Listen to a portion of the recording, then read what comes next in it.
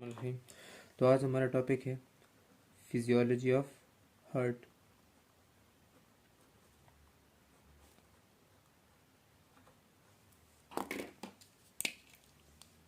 यानी कि हार्ट कौन सा हमारे पास फिजियोलॉजिकल फंक्शन परफॉर्म करता है। तो सीवीएस में जो हम इसका फिजियोलॉजिकल फंक्शन पढ़ते हैं वो है ब्लड सर्कुलेशन का, मगर इसके अलावा भी इसका एक फंक्शन है जो कि सीवीएस नहीं बल्कि सीएनएस में होना चाहिए, और वो है इसके कार्डियक प्लेक्सस की वजह से, क्योंकि ये भी एक ब्रेन है ह्यूमन का जिसे हम कहते हैं कार्डियक ब्रेन। एक अलग पूरा डिबेट है, ठीक है, पूरा अलग आर्टिकल है, टॉपिक है। आज का हमारा टॉपिक है फिजियोलॉजी ऑफ हार्ट। तो फिजियोलॉजी ऑफ हार्ट है जो यानी कि ब्लड सर्कुलेशन है, ये दो पार्ट्स में, दो सिस्टम में डिवाइड होता है। एक है हमारे पास कॉन्ट्रैक्शन सिस्टम और एक है हमारे पास कंडक्शन सिस्टम।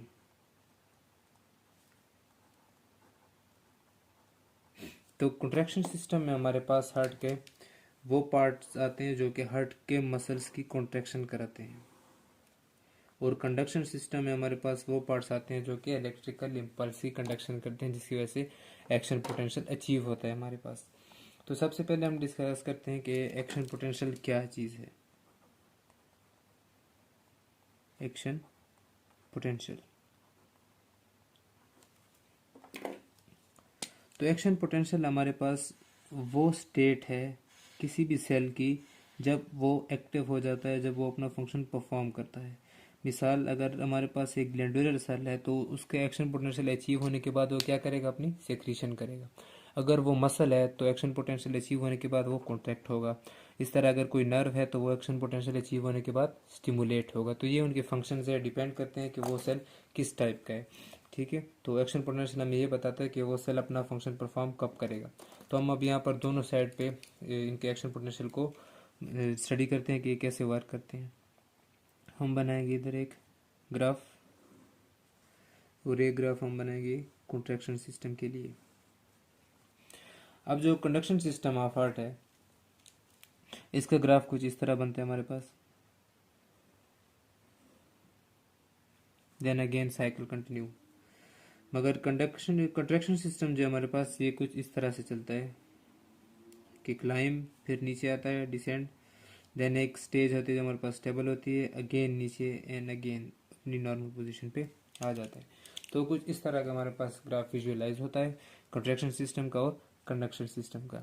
जो कंडक्शन सिस्टम है उसका हमारे पास रेस्टिंग मेम्ब्रेन पोटेंशियल जो है वो है -55 से -60 मिली वोल्ट्स की रेंज में, और जो उसका थ्रेशोल्ड है, थ्रेशोल्ड वोल्टेज यानी कि वो वोल्टेज जिसके बाद इसने एक्टिव हो जाना है, यानी कि इसकी कंप्लीट स्टेप रैपिड डिपोलाइजेशन स्टार्ट हो जाएगी, वो है 40 मिली वोल्ट। इसके बाद इसकी डिपोलाइजेशन स्टेट स्टार्ट हो जाती है।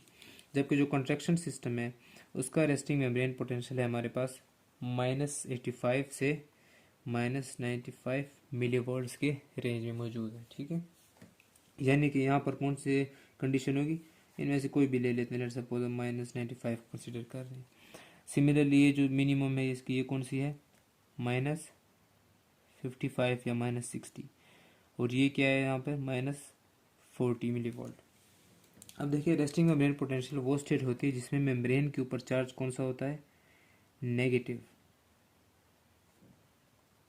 Membrane is negative. सिमिलरली यहाँ पर भी रेस्टिंग मेम्ब्रेन पोटेंशियल में मेम्ब्रेन का चार्ज क्या होगा, नेगेटिव होगा।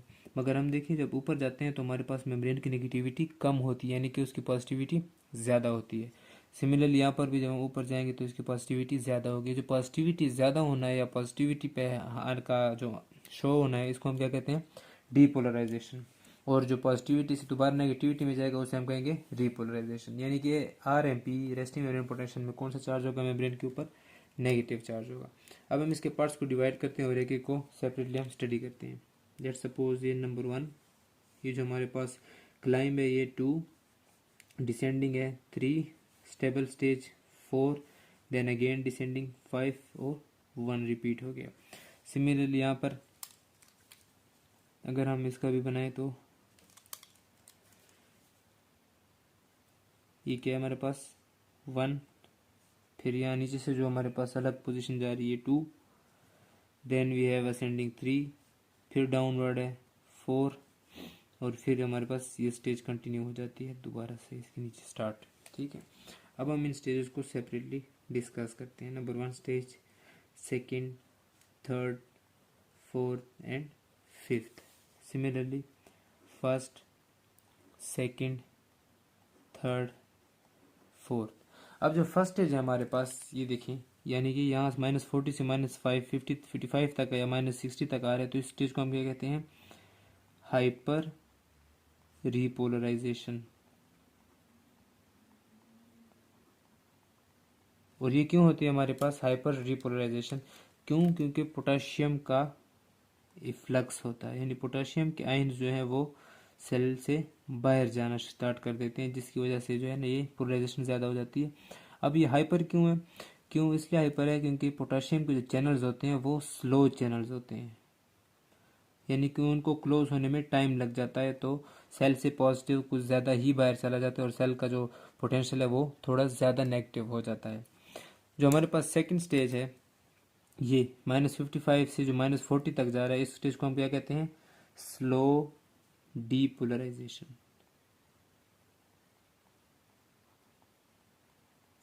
और जो ये स्लो डीपोलराइजेशन है ये किसकी वजह से होता है? इसके अगर हम दो पार्ट में डिवाइड करें तो फर्स्ट पार्ट जो है ये सोडियम के इन्फ्लक्स की वजह से होता है, एंड सेकंड पार्ट जो है वो कैल्शियम के इन्फ्लक्स की वजह से होता है। यहाँ पर सोडियम के लीकी चैनल्स होते हैं, ठीक है, Na लीकी चैनल्स, जिनको हम फनी चैनल्स भी कहते हैं। तो उनके अंदर आने, उनकी वजह से जब सोडियम अंदर आना शुरू हो जाता है तो थोड़ी सी डीपोलराइजेशन आती है, यानी कि पॉजिटिविटी बढ़ती जाती है। जो ये थ्रेशोल्ड अचीव होता है तब तक कैल्शियम जो चैनल्स हैं वो कम्प्लीटली ओपन हो चुके होते हैं, और अचानक से हमारे पास कौन सी स्टेज आती है? Rapid repolarization. Rapid repolarization. और रैपिड रिपोलराइजेशन किसकी वजह से हो रही है? कैल्शियम के इन्फ्लक्स की वजह से।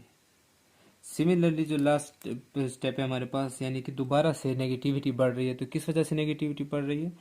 पोटाशियम के बाहर जाने की वजह से। तो इस स्टेज को हम क्या कहेंगे? रिपोलराइजेशन। ठीक है, ये दोनों डिपोलराइजेशन के स्टेप्स हैं, ये एक स्लो है एक रैपिड है, ठीक है। डिपोलराइजेशन ही हो रही है इधर। जो रिपोलराइजेशन है हमारे पास किस वजह से हो रही है? पोटाशियम के इफ्लक्स की वजह से। अब इसी सिंपल है इसका कॉन्सेप्ट देखें कि अगर पॉजिटिविटी बढ़ रही है तो इसका मतलब है कि कोई पॉजिटिव चीज़ अंदर आ रही है। सिमिलरली अगर नेगेटिविटी बढ़ रही है तो इसका मतलब है कोई पॉजिटिव चीज़ बाहर जा रही है, ठीक है।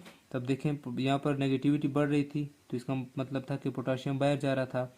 यहाँ पे भी नेगेटिविटी बढ़ रही है तो पोटाशियम बाहर जाने की वजह से बढ़ रही है, तो इसका मतलब है कि पॉजिटिव चीज़ जब भी सेल को लीव करेगी तो पॉजिटिविटी उसकी कम होगी, और अगर पॉजिटिव चीज़ एंटर होगी तो पॉजिटिविटी उसकी बढ़ेगी। एंटर होने को हम इन्फ्लक्स कहते हैं और आउटवर्ड मूवमेंट को हम इफ्लक्स कहते हैं, एक्सचेंज जो हमारे पास होता है। अब हम स्टडी करते हैं कॉन्ट्रैक्शन सिस्टम ऑफ हार्ट। तो कॉन्ट्रैक्शन सिस्टम हमारे पास जो पहली स्टेज है, कौन सी स्टेज है? रेस्टिंग मेम्ब्रेन पोटेंशियल, यानी कि अभी कोई भी यहाँ पर एक्टिविटी नहीं हो रही है। तो सबसे पहले हमारे पास कौन सी स्टेट आती है इसकी? Depolarize state, depolarization. और ये किस वजह से हुई हमारे पास? ये होती है सोडियम के इन्फ्लक्स की वजह से, यानी कि सोडियम चैनल ओपन हो जाते हैं और जो सोडियम आयन है वो अंदर आना शुरू हो जाते हैं, जिसकी वजह से पॉजिटिविटी बढ़ जाती है। दोबारा से क्या हो जाती है हमारे पास? रिपोलराइजेशन। रिपोलराइजेशन किस वजह से होती है? हमने भी स्टडी किया था कि पोटाशियम के इफ्लक्स की वजह से, यानी कि पोटाशियम आयन जब भी सेल को लीव करेगा तो सेल की पॉजिटिविटी कम होगी, सेल नेगेटिव की तरफ ज़्यादा मूव करेगा, ठीक है। देन हमारे पास स्टेज आती है जो स्टेबल स्टेज है 4, इसको हम क्या कहते हैं? प्लेट्यू। और ये कौन सी स्टेज है, कब किस वजह से होती है हमारे पास? कैल्शियम के इन्फ्लक्स की वजह से होती है, क्योंकि कैल्शियम भी इन्फ्लक्स कर रहा है और पोटाशियम भी इन्फ्लक्स कर रहा है, तो इनके जो पॉजिटिविटी है और नेगेटिविटी की जो स्टेट है वो मेंटेन है, ठीक है, ना नेगेटिविटी हो रही है ना पॉजिटिविटी हो रही है, यानी कि बिल्कुल बैलेंस है दोनों स्टेट्स। फिर आते हैं हमारे पास एंड रिपोलराइजेशन या जो हमारे पास कंप्लीट है, एंड स्टेज रिपोलराइजेशन, ये किस वजह से हो रही है हमारे पास? सेम पोटाशियम के इफ्लक्स की वजह से। एज अ रिजल्ट हमारे पास दोबारा रेस्टिंग मेम्ब्रेन पोटेंशियल अचीव हो गया, जिस तरह से यहाँ पर फोर्थ के बाद दोबारा रेस्टिंग मेम्ब्रेन पोटेंशियल अचीव हो गया था। इसको याद करने के लिए एक शॉर्ट ट्रिक है यहाँ पे कि सबसे पहले क्या है हमारे पास? क्लाइम को हम क्या कहते हैं? हाइट को, समिट। देन हमारे पास नीचे आ रहे हैं तो प्लमेट। फिर जो है ना पोर्शन हमारे पास है constant, and then again plummet. ठीक है, समिट कहते हैं चढ़ाई को, प्लमेट कहते हैं उतराई को, तो उस वजह से इनको ये नेम दिया गया। इनके जो फर्स्ट लेटर ये आपको बताएंगे कि कौन से आयन की मूवमेंट हो रही है। एस फॉर सोडियम मीन्स के Na, plummet means potassium means K positive, C means calcium, P again means potassium. तो ये आपको मूवमेंट याद करने में मदद होगी कि कौन से आयन्स की मूवमेंट हो रही है।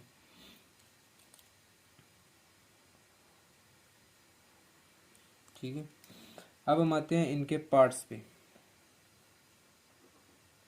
या कंपोनेंट्स पे कि कौन से कंपोनेंट्स हैं, कौन से पार्ट्स हैं जो कि कंडक्शन सिस्टम या कॉन्ट्रैक्शन सिस्टम में मौजूद हैं, जो उनके फंक्शन परफॉर्म करने में उनकी मदद करते हैं। तो कॉन्ट्रैक्शन सिस्टम में हमारे पास कुछ ऐसा होता है कि सबसे पहले जो है ना राइट आर्टरिया जो उनके पास इम्पल्स आता है वो ट्रांसफ़र कर देते हैं लेफ्ट एट्रिया को। तो लेफ्ट राइट एट्रिया और एट्रिया दोनों क्या करते हैं? साइमल्टेनियसली कॉन्ट्रैक्ट करते हैं। ठीक है, फिर ये कॉन्ट्रैक्शन डाउनवर्ड हो जाती है, यानी कि वेंट्रिकल्स में चली जाती है, और राइट और लेफ्ट वेंट्रिकल जो है वो कॉन्ट्रैक्ट करते हैं साइमल्टेनियसली। और जब एक स्टेज जो हमारे पास कॉन्ट्रैक्शन में होता है तो दूसरा स्टेट हमारे पास रिलैक्सेशन स्टेट में होता है। कॉन्ट्रैक्ट स्टेट को हम क्या कहते हैं? सिस्टली,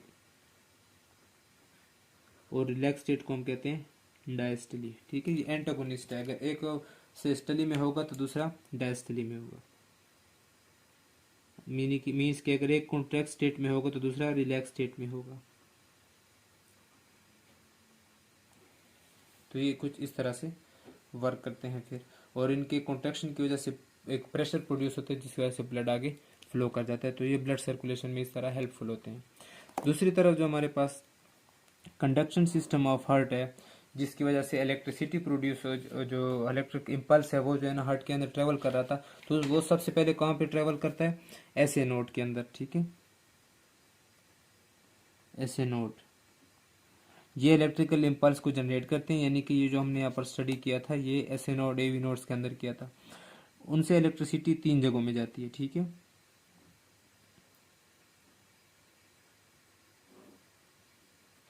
एक जाती है हमारे पास right atria, left atria and AV node. Right atria और लेफ्ट एट्रिया जो हमारे पास है ये कॉन्ट्रैक्शन सिस्टम का पार्ट है, यानी कि ये मसल के पास जाएंगे तो मसल के पास थ्रेशोल्ड आएगा तो वो कॉन्ट्रैक्ट होना स्टार्ट हो जाएंगे। और एवी नोड जो हमारे पास एक कंडक्शन सिस्टम का ही पार्ट है। तो एवी नोड के बाद हमारे पास जो इलेक्ट्रिकल इम्पल्स है वो कहाँ आता है? बंडल ऑफ हिज में। ठीक है, एवी नोड जो है हमारे पास बैड इंसुलेटर है, तो यहाँ पर जो इलेक्ट्रिक करंट है वो थोड़ा सा टाइम लेता है, इसलिए हम इसको रिले स्टेशन भी कहते हैं। और इसकी वजह से रिलैक्सेशन में टाइम मिलता है तो वेंट्रिकल्स की फीलिंग आसान हो जाती है एक तरह से। बंडल ऑफ हिस है हमारे पास। नेक्स्ट जो इसकी जो मूवमेंट होती है इलेक्ट्रिकल इम्पल्स की वो डिवाइड हो जाती है। ठीक है, उसको हम कुछ इस तरह से डिवाइड करते हैं 3 पार्ट्स में, 1 2 एंड 3। जो फर्स्ट पार्ट है, यानी कोई भी आप फर्स्ट सेकंड कर लो, मगर जो एक पार्ट है इसका वो जाता है राइट बंडल ब्रांच में, और वो कहाँ पे जाएगा? Right ventricle. एक हमारे पास होता है लेफ्ट बंडल ब्रांच जो कि लेफ्ट वेंट्रिकल्स में जाएगा, अब ये जो बंडल ब्रांचेस है ये मीडियल पोर्शन को प्रोवाइड करते हैं कंडक्शन। जो लेटरल साइड है उसको प्रोवाइड करने के लिए हमारे पास एक और स्ट्रक्चर मौजूद होता है जिसे हम कहते हैं परकिंजी फाइबर। तो ये हमारे पास लेटरल साइड के लिए होता है बोथ वेंट्रिकल्स के, ठीक है, राइट प्लस लेफ्ट। और ये कौन सा पोर्शन, मीडियल। सिमिलरली ये भी मीडियल पोर्शन। यहाँ पे एक और स्ट्रक्चर होता है जिसे हम कहते हैं मॉडरेटर बैंड। ये सिर्फ राइट बंडल ब्रांच के लिए, राइट बंडल ब्रांच के मूवमेंट के लिए मौजूद होता है, लेफ्ट बंडल ब्रांच के मूवमेंट के लिए मौजूद नहीं होता है, ठीक है। तो इस तरह से सबसे पहले ऐसे नोड ने इलेक्ट्रिकल इम्पल्स दिया, एवी राइट एट्रिया लेफ्ट एट्रिया में चले गए वहाँ से, और एवी नोड में भी साथ चले गए, राइट एट्रिया लेफ्ट एट्रियम के पास पहुँच गए तो उन्होंने कॉन्ट्रैक्शन स्टार्ट कर ली। एवी नोड के पास ये रिलैक्सेशन हुआ बंडल ऑफ फिश। अब जब तक ये कॉन्ट्रैक्ट हैं तब तक ये रिलैक्स हैं। जो इनके पास इलेक्ट्रिक करंट आया तो वो रिलैक्स हो गए, और ये जो कॉन्ट्रैक्शन इनके पास जो इलेक्ट्रिक करंट आया तो राइट वेंट्रिकल लेफ्ट वेंट्रिकल दोनों कॉन्ट्रैक्ट हो गए, और इस तरह से ब्लड जो है वो आगे पंप हो गया। तो ये था हमारे पास हार्ट फिजियोलॉजी में कंडक्शन सिस्टम और कंट्रैक्शन सिस्टम ऑफ हार्ट के बारे में। हमने उसके एक्शन पोटेंशियल डिस्कस किया और उसके पार्ट्स और कंपोनेंट्स को डिस्कस किए, ठीक है।